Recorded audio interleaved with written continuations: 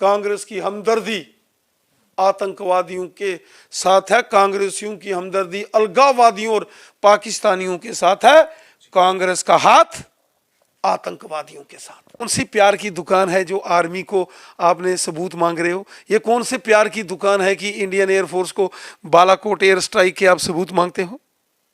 और जो इनके दाएं बाएं चल रहे हैं अब्दुल्ला एंड मुफ्ती, उन पर ध्यान दें कि उन्होंने कितना जहर घोला है जम्मू कश्मीर में। ये कांग्रेस पार्टी की एक सोची समझी चाल है, साजिश है।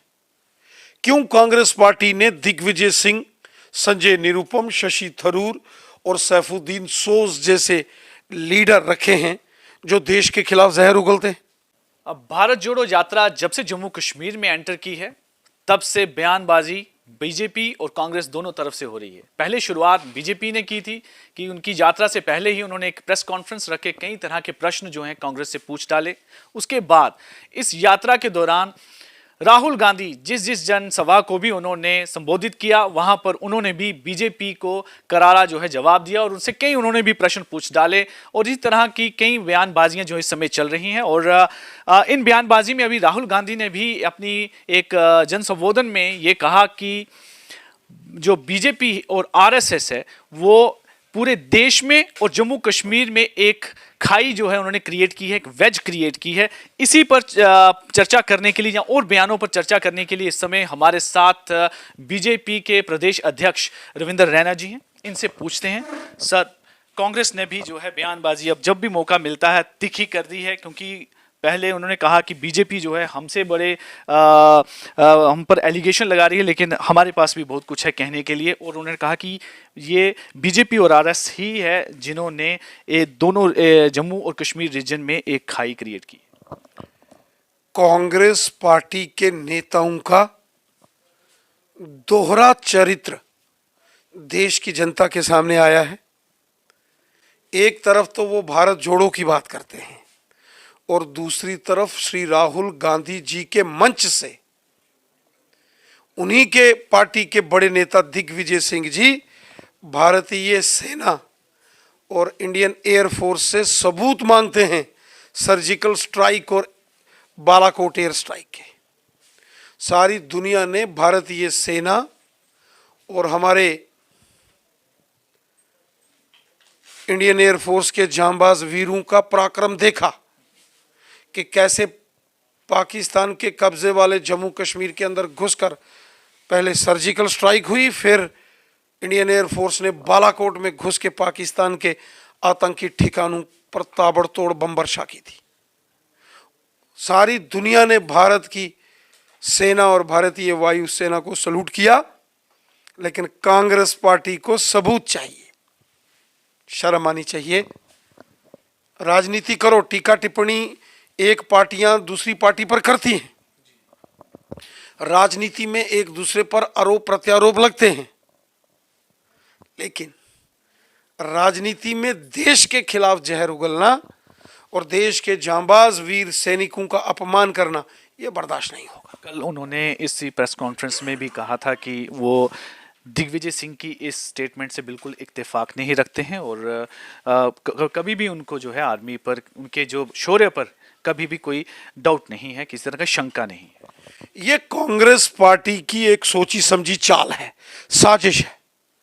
क्यों कांग्रेस पार्टी ने दिग्विजय सिंह, संजय निरुपम, शशि थरूर और सैफुद्दीन सोज जैसे लीडर रखे हैं जो देश के खिलाफ जहर उगलते हैं? क्यों राहुल गांधी जी ने दिग्विजय सिंह को अपनी इस यात्रा के अंदर रखा?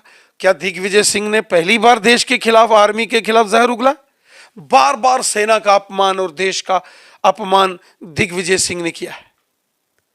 ओसामा बिन लादेन जैसे खूंखार आतंकवादी को साहब और जी कहना कितना बड़ा अपराध है जो दिग्विजय सिंह ने किया।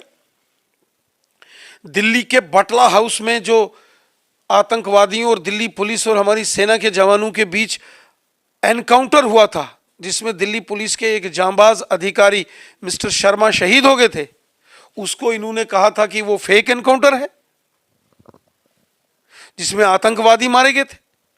और उसके बाद जो हमारे साधु सन्यासी पीला चोला पहन के पूजा पाठ करते हैं ऋषि मुनीषी, उनको इन्होंने भगवा आतंकवादी कहा। और आज राहुल गांधी जी की भारत जोड़ो यात्रा में कहते हैं कि आर्मी से सबूत चाहिए, इंडियन एयरफोर्स से सबूत चाहिए। ये कांग्रेस पार्टी ने एक गैंग ऐसे साथ रखा हुआ है, इसी जो जानबूझ के साजिश है। ये कोई दिग्विजय सिंह के बयान नहीं है, ये श्रीमती सोनिया गांधी जी और श्री राहुल गांधी जी की सहमति से दिग्विजय सिंह बोलते हैं। दिग्विजय सिंह पहले बोलेंगे, बाद में राहुल गांधी और बाकी कांग्रेस के नेता कहेंगे हम इससे किनारा कशी करते हैं, हमारा कोई लेना देना नहीं। कोई एक बार हुआ है क्या? बार बार होता है। फिर यही लीडर जो देश के खिलाफ, आर्मी के खिलाफ जहर उगलते हैं, इनको क्यों साथ रखा जाता है?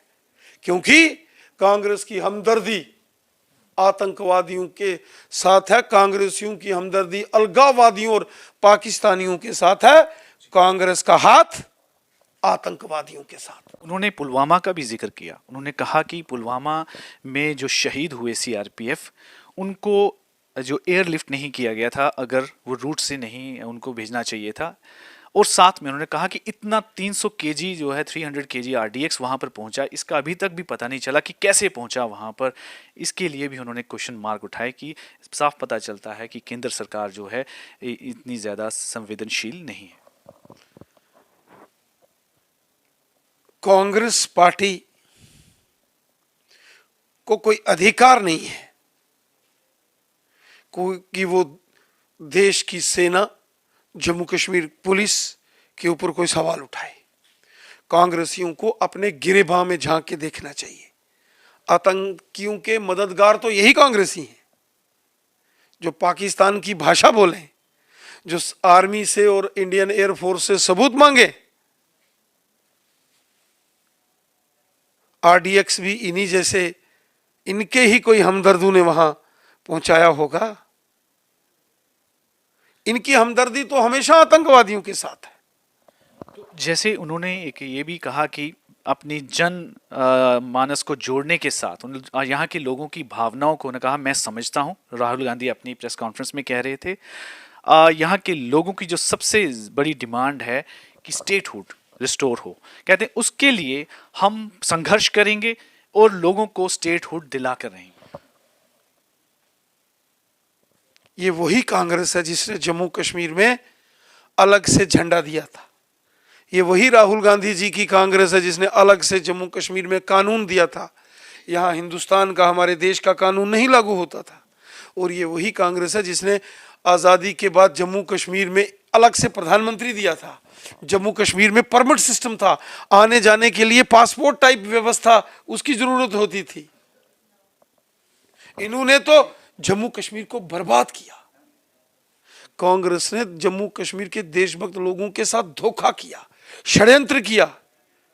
इनकी तो मिली भगत जो थी वो देश दुश्मन ताकतों के साथ थी। एक ये भी कहना था कि एक स्टेट राज्य से यूनियन टेरिटरी, स्टेटहुड की बात रही, स्टेटहुड की बात। स्टेट भी थी तो हिंदुस्तान की थी, यूटी भी है तो हिंदुस्तान की है तो हिंदुस्तान ना भारत है। स्टेट में कांग्रेस वाले दो दो झंडे सचिवालय में लगाते थे, आज यूटी है तो एक झंडा है, तिरंगा झंडा, सबका प्यारा झंडा। लेकिन उनका ये कहना है कि स्टेटहुड होती और यहाँ पर इलेक्शन करवाए जाते तो लोगों की आवाज जो है वो आवाज सुनी जाती। तो आपको लगता है कि आपका भी एक ये रेजोल्यूशन है कि स्टेटहुड को रिस्टोर करना है? स्टेटहुड, माननीय प्रधानमंत्री जी, माननीय गृह मंत्री जी ने कहा है कि उचित समय आने पर यहाँ स्टेटहुड दिया जाएगा। लेकिन स्टेटहुड के रहते रहते जम्मू कश्मीर में इन कांग्रेस वालों ने बर्बादी के मंजर लाए, बर्बाद किया जम्मू कश्मीर को। क्या लगता है कि इलेक्शन करवाने से पहले आप स्टेटहुड देंगे या उसके बाद कहीं? जहां तक इलेक्शन का मामला है, पंचायतों का सशक्तिकरण हुआ है, बीडीसी डीडीसी के चुनाव हुए हैं, असेंबली के भी चुनाव होंगे, जरूर होंगे। और इसका फैसला इलेक्शन कमीशन ऑफ इंडिया ने करना है, ना कि बीजेपी ने। काफ़ी उन्होंने ये भी कहा कि बहुत पैसा खर्च करती है बीजेपी उनकी इमेज को टार्निश करने के लिए। और लेकिन जो सच्चाई है वो हमेशा बाहर आती है और लोगों को पता चलती है, चाहे उसके लिए बीजेपी जितनी मर्जी कोशिश कर ले। बयान दे राहुल गांधी खुद, तो जवाब दे बीजेपी, ये क्या हो गया? उनका कहना है कि हजारों करोड़ रुपया खर्च कर रही है। वो चिंतित शायद इसलिए कि पैसे बहुत ज्यादा खर्च हो रहे हैं। पार्लियामेंट में जो उनके बयान सुनो, जब वो पार्लियामेंट में बोलते हैं तो वो कोई बीजेपी ने लिख के थोड़ी दिया था कि ये बोलो, वहां तो ठीक बोलते। और आपने देखा होगा जब वो ज्योतिरादित्य सिंधिया जी इनके दोस्त होते थे तो वो उन्होंने जब मोदी जी को जाके गले में पड़े थे ये, उसके बाद आंखें कैसे आके वो आंख मटक्का किया था इन्होंने ज्योतिरादित्य सिंधिया जी से। तो वो कोई बीजेपी ने कहा था कि ऐसा करो? नाटकबाजी करें खुद, और जी बीजेपी बदनाम कर रही है। कितना प्रभाव पड़ेगा बीजेपी पर ये इस भारत जोड़ो यात्रा पर, या जो जितनी भी हुई है, जहाँ 20-30 तारीख तक जो कंक्लूड होनी है, कोई लगता है कि इसका इम्पैक्ट होगा? मुझे नहीं लगता है, मुझे नहीं लगता है, क्योंकि श्री राहुल गांधी जी की कांग्रेस पार्टी को जम्मू कश्मीर के लोग भली भांति जानते हैं। आज जम्मू कश्मीर के लोगों के साथ इंसाफ अगर किसी ने किया है तो वो मोदी साहब है। वो चाहे बेस्ट पाकिस्तानी रिफ्यूजी हों, गोरखा समाज, वाल्मीकि समाज, दलित समाज, गुज्जर, बकरवाल, पहाड़ी कबीले के लोग, महिलाएं, जम्मू के डोगरे, कश्मीरी, सबके साथ अगर इंसाफ किया है तो मोदी साहब ने किया है। कांग्रेस ने तो 70 साल जहर उगला है, डिवाइड एंड रूल पॉलिटिक्स की है।